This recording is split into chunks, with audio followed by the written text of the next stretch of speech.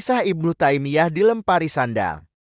Ibnu Taimiyah adalah ulama yang begitu diagungkan oleh pengikut Muhammad bin Abdul Wahhab yang belakangan dikenal dengan kelompok Salafi Wahabi. Di kalangan mereka Ibnu Taimiyah tahun 1263 sampai tahun 1328 Masehi dianggap selayaknya imam madhab.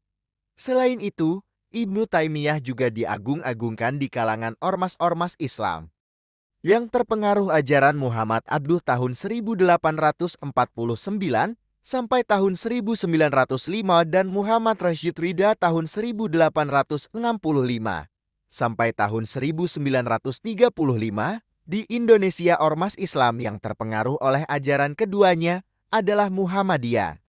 Meskipun dikenal sebagai ulama segala bisa di kalangan para pengagumnya, ada peristiwa sejarah yang tidak banyak diketahui orang. Ibnu Taimiyah pernah dilempari sandal, dipukuli bahkan dipenjara. Peristiwa tersebut terjadi tidak lama selepas Ibnu Taimiyah mengajarkan ajaran-ajaran mujasimahnya pada halayak ramai. Kabar ini tercatat dalam kitab Daf'us Syubhah Man Tasyabbaha wa Tamarat dan kitab Rilah Ibnu Battuta. Kitab Tasyabbaha wa Tamarat adalah kitab karangan Taqiyuddin Al-Husaini Ad-Dimsyaqi meninggal 829 Hijriah tahun 1426 Masehi, yaitu seorang mufti dan Syekhul Islam di kota Damaskus. Di dalam kitabnya, ia mencatat peristiwa yang pernah menggemparkan Damaskus. Peristiwa itu tertulis pada halaman 41.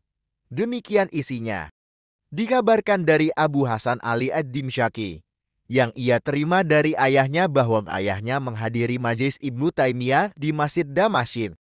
Ibnu Taimiyah memberi pelajaran di hadapan umum. Ketika ia sampai kepada pembacaan ayat Tuhan istawa di atas Aish, ia mengatakan, Tuhan duduk di atas Aish seperti duduknya saya ini. Saat itu, pendengar jadi ribut karena Ibnu Taimiyah menyerupakan duduknya dengan duduknya Tuhan. Sehingga dia dilempari dengan sandal, sepatu dan diturunkan dari kursi duduknya, ditampar, dan dipukuli bersama-sama.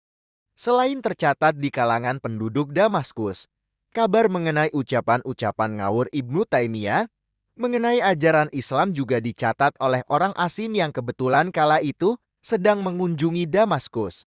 Salah satu orang asing yang mencatat peristiwa itu adalah Ibnu Battuta tahun 1304 sampai tahun 1369. Dalam kitabnya yang berjudul Rilah Ibnu Battuta halaman 57 jilid 1. Demikian salah satu petikannya.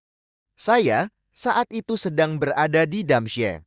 Pada hari Jumat, Ibnu Taimiyah berkhutbah di atas mimbar Masjid Damsyik.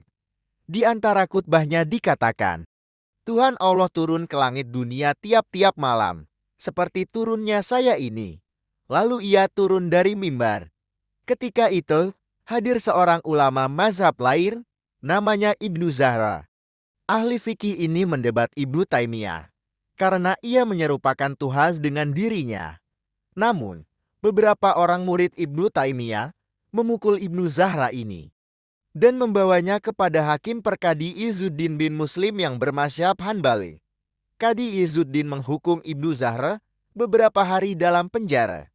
Ahli-ahli fikih yang lain yang bermazhab Syafi'i dan Maliki memprotes hukuman Kadi Izzuddin ini dan mengajukan perkaranya kepada Raja Besar Malikul Muluk bernama Saifuddin Tankis. Raja ini orang baik, kata Ibnu Battuta. Dia memerintah Raja Nasyir di Kairo supaya Ibnu Taimiyah dibawa ke pengadilan tinggi karena fatwa Ibnu Taimiyah.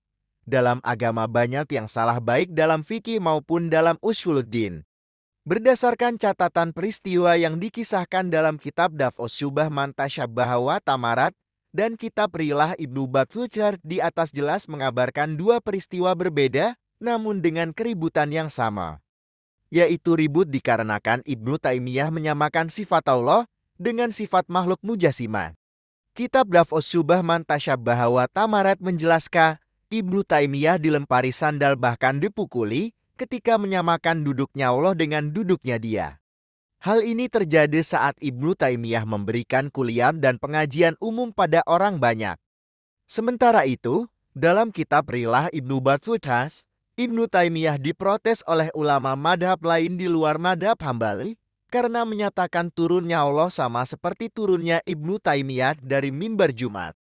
Karena berada di lingkungan pengikutnya, Ibnu Taimiyah yang jelas-jelas berpendapat sesat tersebut dibela murid-muridnya. Bahkan yang memprotes dianiaya dan dijebloskan ke penjara melalui seorang hakim madhab Hambali yang tentunya melindungi Ibnu Taimiyah.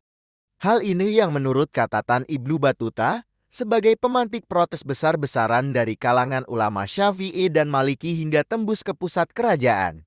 Di akhir cerita, protes dari mayoritas ulama madhab, baik dari madhab Syafi'i, Maliki, dan madhab Hambali, yang lurus menyebabkan Ibnu Taimiyah diseret ke pengadilan.